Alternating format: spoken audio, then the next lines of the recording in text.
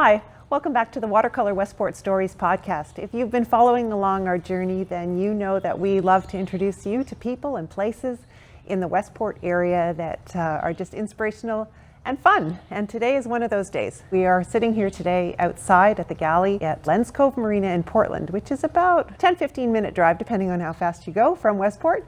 But it is a wonderful place where people find recreation. And I'm really, really pleased to introduce you to Sean Horsfall, who is with us today. And Stephen Rolston is back, live on location. So good to have you. So great to be here. Yeah, we've had a few episodes without Stephen lately, and I'm really happy that you're back joining us. And welcome, Thank Sean. you. Nice to be here. Thanks. Welcome to Cove and the Galley. Yeah, thank you for having us. We are sitting here in the backdrop with these boats floating in the harbors and the summer just emerging. It's just so beautiful. Maybe you can tell us a little bit about the history of Len's Cove and some of the services that you offer here. Sure. So Len's Cove Len was my grandfather, and he and my grandmother Shirley bought another existing marina in 1958. It was called Brown's Cottage and Marine, and my grandfather was in the radio business, radio sales in Toronto, and just got really tired of the rat race. And so tried to buy a couple marinas up in the Kawartha areas because that's where he grew up as a kid. Didn't really find the right fit. And so one day he was doing business in Ottawa, picked up the Ottawa Citizen and saw an advertisement on a page for this marina, came up, and within 2 months they owned it. So that's my dad, Doug Horsfall, and my uncle Steve were very young at the time. And so they brought everybody up from Toronto and said, this is what we're doing with the rest of our lives. So they went from living in Toronto, doing the grind, to owning marina. That's amazing transformation. Like and such a shift of life for everyone. Absolutely. Yeah. Did he embrace it right away? Yeah, he was the social butterfly. My grandfather was, the person everybody called when they needed something. He often found himself out at the lake late at night, or towing someone in, or having a party with his customers. He was definitely, the life of the lake, so to speak. And Wow. There's stories where back then we didn't have telephones on a lot of the islands. It was all done by CB radio, and Okay. My grandmother would be at the house here at the lake and would call out, and she'd say, "Good night, my sweet prince, wherever you are," and he'd answer back, "Good night, my love, and I'll be home later." But she didn't know where he was on the lake, but he was out there somewhere enjoying time with customers or helping someone out. And so yeah, different times for sure. Very manual labor centered. A lot of old wood boats. Yes. Totally different looking marina than it is today. Right, I can imagine the progression just in terms of the boating, but then just the technology of being able to reach everyone. Yeah, he must have been a very brave person. Did he have a background in boating and marine that enabled him to just step in and buy a marina? No, nothing other than his family would vacation in the Kawarthas, and I think he just fell romantically in love with the idea of what that lifestyle would be. And I hear people all the time say, "Oh, it must be amazing to own a marina, run a marina," and it is. I'm very grateful for what we have, and yet it is a lot of work. And so they quickly learned how much work it is. But back then, the number of boats that we had was much smaller. The community of boaters, even on the lakes, was smaller. The number of dock slips, everything, a lot less people. And so by the end of October, they basically shuttered the door and hibernated for the entire winter. Mm-hmm. And they would travel and do things and not really need to, other than make sure, tarps didn't collapse or anything like that. Sure. That was a very hands-off business in the winter. But now we only close for a very brief period at Christmas, and we sell boats all year round, we service boats all year round, and keep on a full team even through the worst of the winter. So the business has changed to be more year-round, even though this bay is frozen solid in the winter. We still do a lot of our work then. Okay. And how many boat slips do you have? We have 180 boat slips. We store about 450 boats in winter storage, and deliver about 130 new used boats to customers every spring. Incredible. Wow. Stephen, do you have any thoughts on that? So Yeah, our family grew up cottaging in the Haliburton Highlands on Cushog Lake, St. Nora's Lake, all these famous lakes that those people from Oakville, Mississauga might be familiar with, but it was in the area between Carnarvon, Minden, Dorset, in the Haliburton Highlands. So when I moved 36 years ago to Stittsville to start Landark Homes, I didn't know anything about the Upper Rideau. And I'm still learning really in the last 25 years since we developed our 9th community on Bob's Lake. But my first experience with Len's Cove was about 15 years ago when a boat broke down in the middle of summer. And on Monday, sheepishly, I brought it in Monday morning, hoping against hope that it might be, fixed within a week and not a month. And miraculously it was, and I picked it up and entertained guests that following weekend. So I have the utmost respect for you and your family and how you treated me then, but then also as through Joe Gurman, we've gotten to know one another. Yeah. And 4 years ago, 3 or 4 years ago, Sean was gracious enough and brought Jim and Iris out on a pontoon boat ride. Oh, nice. And we had a beautiful day, and I'm just in awe of how nice this place is. Now our family's been back to the galley when I've hosted my brother-in-law and sister-in-law. So I've got a lot of fond memories here already. Yeah, thank you for that. I appreciate it. Yeah, Joe, of course, is a good friend of mine and a neighbor, and so yeah, he loves working for Watercolor Westport. He definitely is drinking the Kool-Aid. Well, we have some pretty strong Kool-Aid over there because it's a great place to live. It is. And living in the midst of all of this water, we talk about that a lot in our storytelling, and it builds community around the water. What kinds of experiences have you sort of been able to facilitate for people to start the journey of enjoying living in lake country, because that's what this is? Yeah, I would say that for that one question, there's 1,000 different answers. One thing that's true all the time is nobody has the same situation or story or way to get out on the water. I think you yourself said that the very first thing you did on the water was rent a boat from us. From Len's Cove. Right. Yeah, that was in the mid-90s. And that is a very common way for people to experience. And we have people who rent cottages. We have little cabins here on the property that we rent out primarily to American fishermen. But more and more to Canadians who, don't own a vacation home and just want a little glimpse of that life and enjoy it on the water. But the people who rent boats, some of them rent them for their entire lives they never own, and other people use it as a stepping stone to get into ownership. Sometimes we might take people out on a little cruise and they fall in love. Sometimes it's people who come into the restaurant and just think, what would it be like to own a boat at the slip? And sometimes we meet them at the boat shows, sometimes we meet them at other community events. So there are all kinds of ways that people get involved in the water. But what's true is that we want them all to eventually come here and work with us. And because when we have them here, we have control in the environment and how well we can service them. It's a little tougher in remote areas. We believe that boating, there's an old joke in the marine business that boating is BOAT, bring on another 1,000. And that's not untrue. It's not completely inexpensive to be a boater. That's right. But what is also true is that our job is to vanguard boat as best of all times. And truthfully, what they're buying from us, they're not purchasing a boat or a rental or anything. They're purchasing memories and experiences. And you don't often hear about people talking about the boat they bought or the slip they had. They talk about the friends they had at the dock, or the teaching their child how to water ski, or the dog mistakenly jumping off the back of the boat while it was going too fast, or all those things that are the things you are going to actually remember. Yes. And I think we were talking just earlier about some people, don't want to clean their own boat because they don't have time, or they want to pay someone to do it. And we have so many customers who that's their downtime and their therapy. That's when they aren't on their computers doing emails. They're not sitting in front of a screen.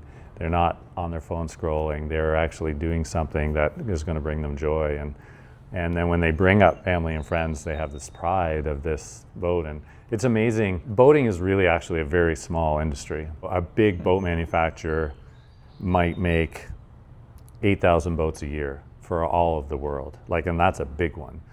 A small car company, probably one of the smallest, makes 250,000 cars a year. So you think about that the scale of marine and boating is really quite exciting. And so when you think about that, that means there's a lot of people in the world who've never gone boating before, recreationally. So true. They may have had to take a ferry somewhere, or they may have had it, but I talk to people all the time who, have never been out on a boat. They've never experienced what that's like to, come up on plane and feel that freedom and that, almost like you're flying across the water. It's totally different. It brings us a lot of joy to help people do that. Yeah, I totally agree with you. It's all about the memory making, because there are so many ways that people can be hospitable with their boat, and you do take people out, and friends and kids and families. I do remember the one time we were in the locks together. Stephen, my husband, hit the gas a little too fast. Stephen was standing on the back and fell off the back in the lock. In the lock? Yeah. Yes. That's not the most beautiful place in the lake to swim, is it? No, it was not. It was memorable, though. And we laugh about You it will today. probably remember that for the rest of your lives. Yeah. But this is such a great place because it's a launch point that's connected to so much waterway. Yes.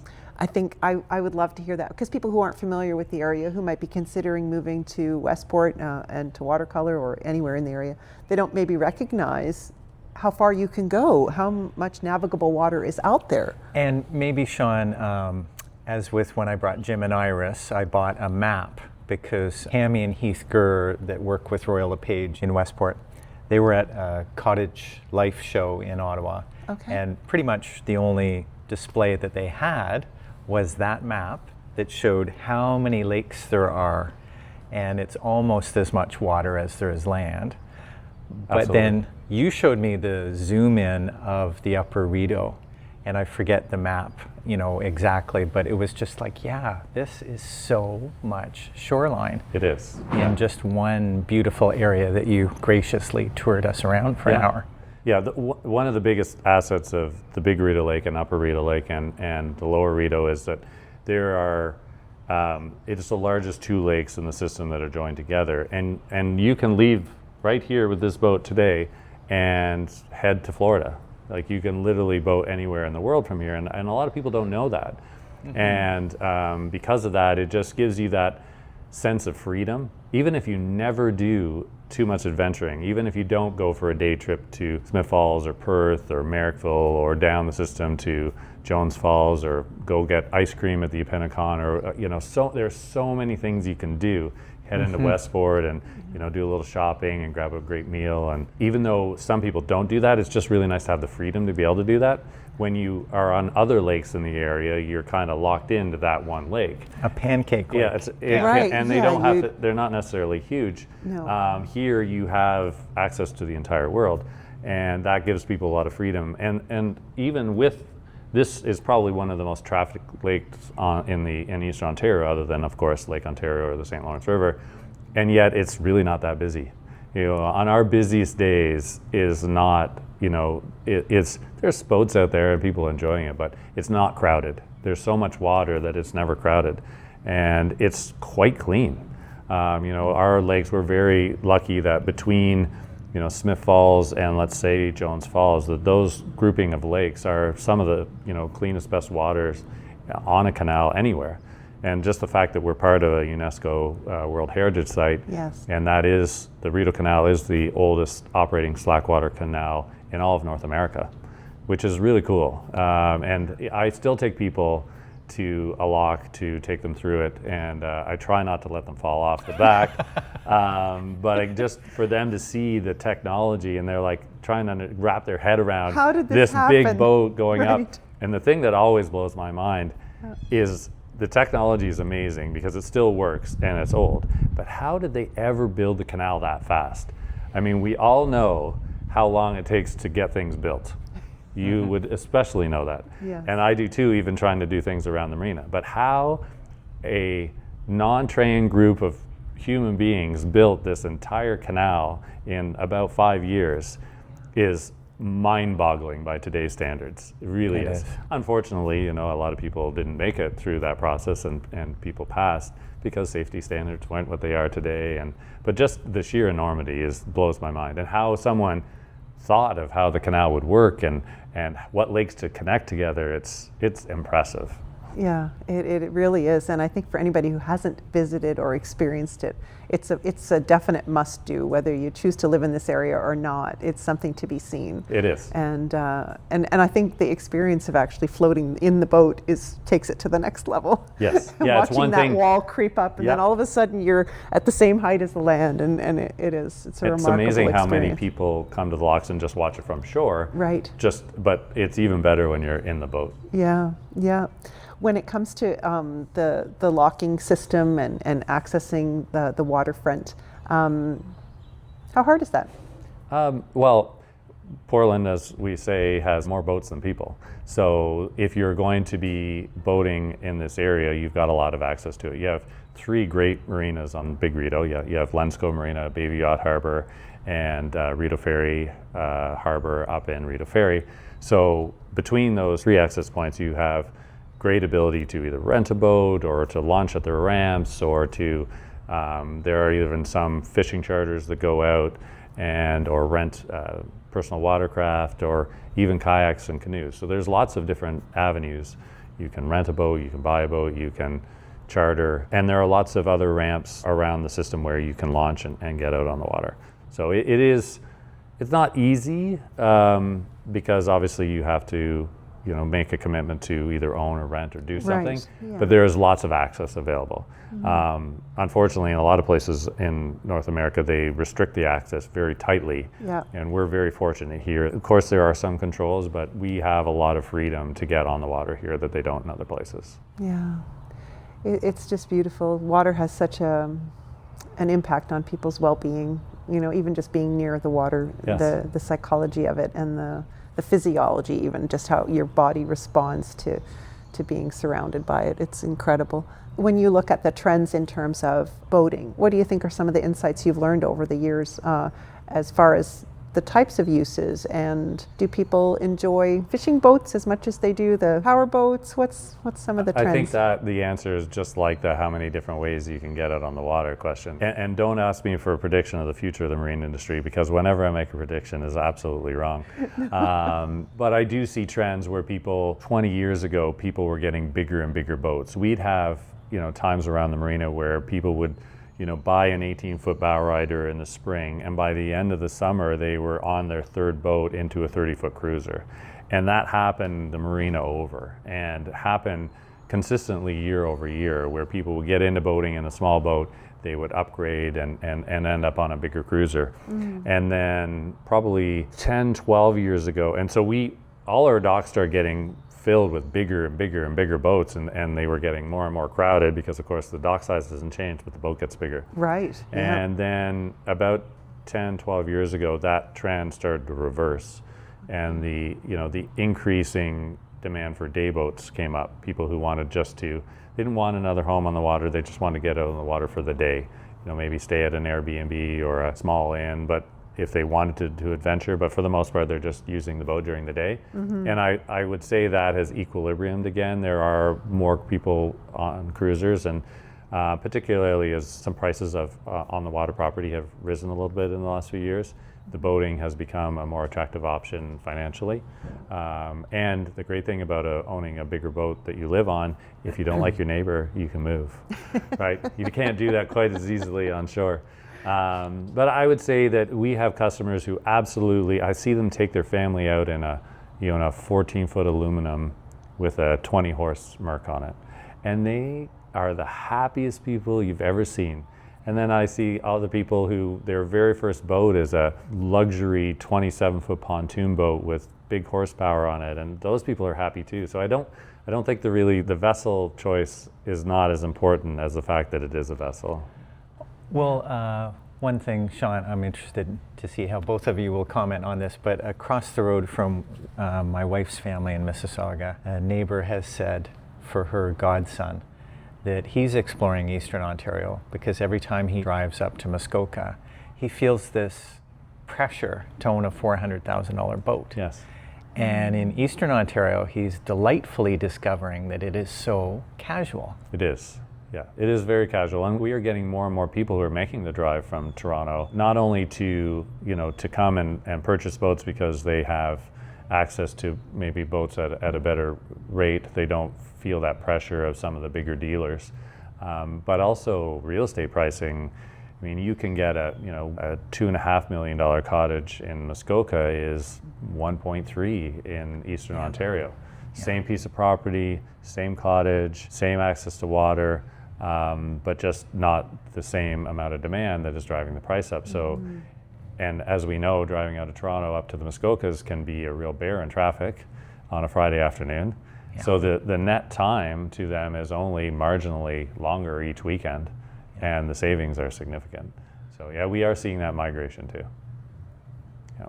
It's interesting, yeah. I think that the traffic aspect of it, the access to getting to the water, here within this community and within a radius of a few hours even, you're very easily reaching your destination. Absolutely, and because we are a destination versus being real close to a major center. I mean, it's great that Ottawa is only an hour and 15 minutes away, and Toronto is only 3 and change, and Montreal is only 2 and a quarter, 2.5. Truthfully, there's not a huge population base here, so I always marvel that I've gone to Denver is a perfect example.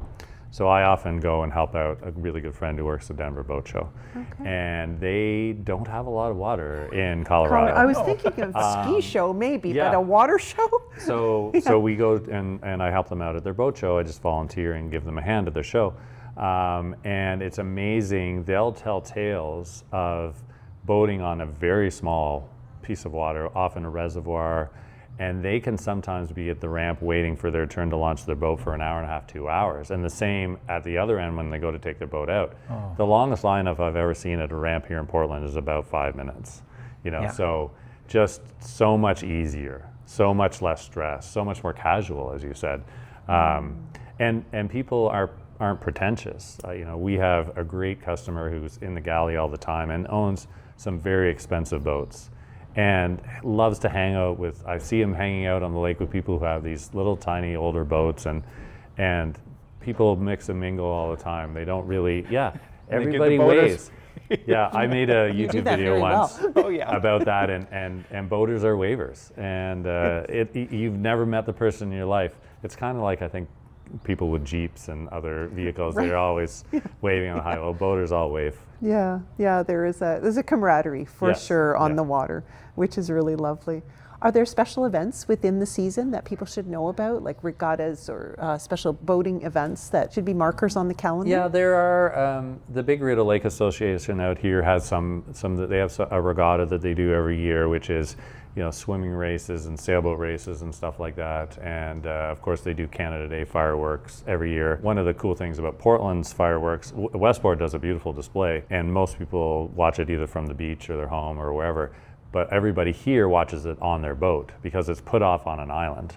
And so one of the most spectacular things about it is the fireworks display is incredible, but even more incredible is all the white, green and red lights that you see blanketing this entire body of water where all these people are out there together at night, and it's just it almost makes your skin tingle because it's so beautiful. Everybody out there enjoying it, and you'll have some people playing music and some people swimming and doing all kinds of things, but just that coming together of boaters and watching the fireworks together is a pretty cool spectacle. That's really neat. Yeah. And do they have still the antique classic boat shows? In fact, we have a Heritage Boat Day coming up. I'm not going to remember the date, but it is in July, and it's going to be here at the Portland Government Docks, and they're going to have some of the boats here at the Galley Docks. And I don't know if you know this, but the Galley started its life as a boat building business. Way back when, it was called the Dowsett Boat Company. So the Dowsett family built boats in Portland, Ontario for many, many years. And in fact, when you come into the galley, the hostess station is the front of a Dowsett boat. And so that's what they did on this property. And then it migrated into a lumber yard, and there was a gas station here, and then it became a marina. But that heritage of boat building is definitely strong in Portland. So yeah, the Heritage Boat Days will be on, and then we do 1 or 2 in-water boat shows during the season. I think ours is the first weekend in July. Nice. People can come out and test drive a boat with no pressure whatsoever. Often the boat buying process is very formal. We have to go through view the boat, deposit on a boat, go through all the steps to make sure that it's the right boat for you. And sometimes people aren't ready for that step, they're not sure if they want a boat, they're not sure what boat. So we do an in-water boat show where people can try 3 or 4 different types of boats all in one day. Fun. And grab a bite to eat at the galley at the same time if they want. And it ends up being one of our busiest days of the year, just because so many people come out and they're wandering the docks, and maybe they'll jump on a boat and take a cruise. That's really wonderful. How big is your team here? In the summer, we are almost 70 people. Okay. Yeah, so it's in the winter, we're down to 20. Okay. But we bring in 50 seasonal staff. 50. 50, yeah. So that's total of 70 people in the summer. And you you've got a lot of roles to fill, like you're talking about putting on these boat shows and things, and having people, hosting, and I imagine that's you need a big team to pull that together. Yes, yeah, that doesn't take all that many people. It's more the running the restaurant and the docks. We have a full dock team that helps people in and out of their slips and pumps the fuel and gets the rental boats ready and keeps the cabins clean and keeps the grounds clean. And I've seen a lot of high school students and university students come through our doors over the year. And it's great when I see some. I had a gentleman just buy a new wave runner the other day, and he said, "Oh yeah, I worked here on the docks back in the early 90s, I think is what he said." And when he said that, it clued into me, remembering him. But it's amazing how many alumni have come through, and some of the best real estate agents in Ottawa, they've all worked at Lens Cove when they were growing up, and corporate bank executives and stuff, they all got their start on the dock at Lens Cove. Great place to start. And I think that, so many experiences can be had here that it would be a really wonderful start. Yeah. Are there any sort of secret coves or places on the lakes and waterways that you're willing to share in terms of places people should visit when they... Yeah, one of my favorite places to always take friends and family that have never been, and even people who have been before, is called Lost Lake. So Colonel By is out in the middle of Big Rideau Lake, and part of it is owned by Parks Canada. And so they have docks there that you can pull up and go out and have a barbecue or a picnic on the lawn. And So sorry, Colonel By is an island? Colonel By is an island right in the middle of Big Rideau Lake. But it's actually a string of 3 very large islands. It looks from the outside like one big island.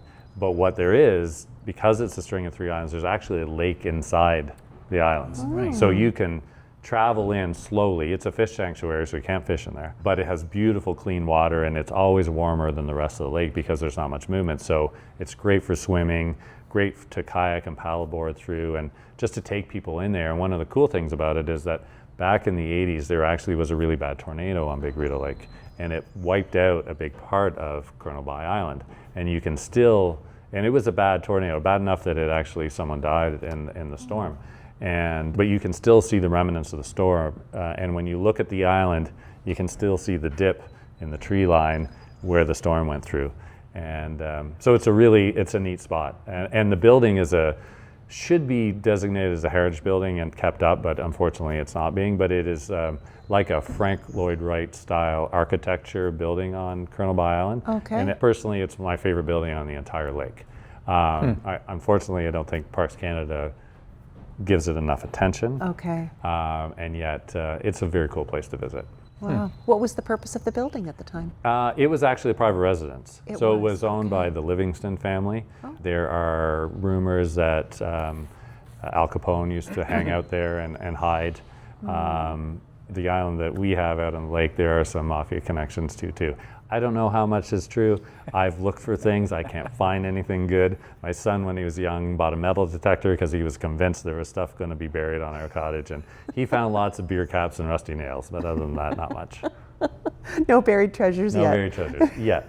Yet. Yeah, there's always something you Always might have can be missed. hope, yeah. Yeah, that's a Lost Lake. Well, Yeah, that'll Lost be Lake. Yeah, if you're ever out a on, place just take to it slow, explore. stay in the middle of the channel, but once you get through the channel and it opens up into this beautiful little lake, be respectful in there. There's loons in there, there's lots of fish, so it's not a place to go and water ski or do anything like that. It's a place to go and enjoy tranquility. Amazing. It's interesting you mentioned that about being respectful. I would love to hear, just maybe as a last sort of topic, is some of the sustainability things around and preservation, because that's been one of the hallmarks of what you've tried to do at Landark. Well, even maybe we can just touch on these murals that are here, because Sure, yeah, we can do that too. Having just occasionally gone to the big Muskoka lakes, Rosso, St. Joe, Muskoka, and seen all the boathouses. Where we are on Bob's Lake, Crow Lake, there are some boathouses, and I had no idea there were this many on the Rideau. So can you just touch on history of some of these remarkable things that you've shot? We term this location here at the Galley the boathouse, because we are in a boathouse, and it's an active, ongoing boathouse. People keep their boats in here. And because of that nickname, I had this idea this spring to go out on the lake and take some pictures of some of the iconic boathouses. And we just scratched the surface and caught 20 or 30 images of some really beautiful boathouses and put 5 of them up in here. And boathouses are so romanticized because it's harder to build them now, to get the permit of building something over the water. So it is, it is a throwback to an older age, just for us to preserve those images and give people a sense of the history that's out on the lake. And one of the boathouses was originally built by a man by the name of Hamilton Southam. Well, Hamilton Southam was the newspaper icon in Ottawa and Southam Hall, the NAC. So that was his boathouse was one of the pictures, and he ended up giving that island to a number of his children and building another one before he passed, and ended up owning probably 10 or 15 islands in the middle of the Big Rideau Lake because he was big into conservation. He didn't want to see every piece of land developed on Big Rideau Lake. He wanted to keep some natural. So yeah, there's a lot of history and some old buildings. When you drive around the lake, you see some spectacular new builds, like just breathtaking. And then you see some very old, rustic, beautiful cottages, and that's what we have, is an old rustic cottage. And just hate it at the same time. It's a lot of work, but it is, what we call home on the water. And I think Portland and Westport kind of switched places over the years, because Portland was very much the hub of commercial activity on the Rideau Canal when the canal was first organized as a commercial entity, as a military canal to protect against after the War of 1812. And so Portland was a commercial hub and very, very active. There were multiple hotels here, all kinds of shops, and now Portland has more boats than people and more docks than anywhere else in the whole system. But the town itself is much quieter, and whereas Westport's grown commercially significantly over the last few years and has a lot more activity going on and more restaurants and more shops and that. So it's almost like they reverse roles over the year. And Westport, I'm not sure what year they got sewer and water, and my engineer was telling me the only towns that will grow in Ontario are ones that in the 80s or 90s or whatever it was got sewer and water. And that was completely foreign concept to me. Wow. Yeah, and we noticed that too. It is much harder to develop in a town like Portland that doesn't have sewer and water. Yeah, yeah. So I would like to circle back though to the sustainability factors that for marine, life. Yes, so we are part of an organization called Boating Ontario, formerly called the Ontario Marine Operators Association, and they have a clean marine program, which is actually a model that a lot of marine organizations around North America use. And it was developed as a voluntary code of ethics and standard of practices that marinas could adopt to help protect the waterway. Because of course we're dealing with things like engine oil and harsh cleaners and all kinds of things. And we want to make sure that we are the steward of the environment, pump out machines, to take septic out of people's boats. So we have very strict voluntary controls that we use their Clean Marine program as the guidance for that, and they recertify us every 3 years. And the other marina in town, Bayview Yacht Harbor, is also part of that program. So that's one thing. Then we have the Big Rideau Lake Association, and I think there is an Upper Rideau Lake Association as well. Yes. And I know for us on Big Rideau, they have some, they have some programs, some environmental programs. They help with some learning and partner with the Conservation Authority, and also with the Ministry of Environment. We just had the Ministry of Environment through doing a spawning study the other day for some of the fish habitats, and they stayed in our cabins and kept 3 boats there. So yeah, we're very much a partner, and whatever we can do to help with that. Yeah, I know that you've inherited a legacy in a way, and you're stewarding it the whole way through, from your grandfather to you're the 3rd generation. Now you're thinking of the 4th generation. Yes. So it's really, I think it just, I know for just as a listener to what you just had to say, it's really inspiring, because we feel that this is going to outlast us. This will be here. Yeah. And to leave it better for the next generation is just such a beautiful thing. And Sean, one last question. Do you have any sense of approximately how much of the land is Crown land? Because when I went last year with friends, and we went to Newborough and we went canoeing, and we were amazed at how much appeared to be Crown land. Yeah. It was way more than half. Yeah, I think there is definitely a lot of Crown land. There is also the Rideau, I think it's called the Rideau Valley Land Trust. There's a land trust that you can donate your land to, to preserve it. And so there are large tracts of lands that are in that land trust. I know on that island I was talking about on Colonel Bay, the backside of that island was recently just donated as part of that land trust. And in behind the marina, a big portion of the land is part of the land trust. And out in Murphy's Bay, there's large tracts. So yeah, there is lots of it that's protected.